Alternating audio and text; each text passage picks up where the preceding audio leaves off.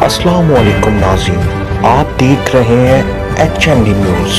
मैं हूँ आपके साथ आतिफा बलोच। नाज़रीन, खबर शामिल करते हैं हारूनाबाद से।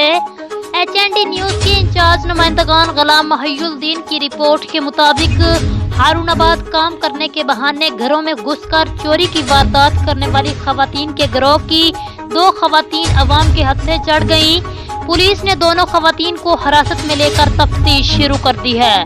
तफसीलात के मुताबिक हारूनाबाद के इलाके किनाल पार्क मलहका हाउसिंग कॉलोनी के रिहायशी मोहम्मद वसीम के घर गुज़िश्ता दिनों 2 मर्द और 2 खवातीन घर में आए, जिन्होंने अपने नामों और पते अजहर वल्द सदीक, नौशीन जोजा अजहर, सकनाए चक नंबर 280 जीम्बे जड़ामवाला, मुख्तियार वल्द बहावल, कौसर परवीन जोजा मख्तियार, सकनाए बसीरपुर बतलाए और कहा कि हम शहर हारूनाबाद में घरेलू मुलाजमान के तौर पर काम की तलाश में हैं। मोहम्मद वसीम के मुताबिक उसने इन्हें घर में बिठाया और उनके खाने के लिए बीवी किचन में गई। वह बैठक में चला गया तो थोड़ी देर के बाद बीवी ने उसे बुलाया तो देखा कि कमरे में मर्द और खवातीन मौजूद नहीं थे, जबकि सेफ अलमारी के दरवाजे टूटे हुए और सामान बिखरा हुआ पड़ा था।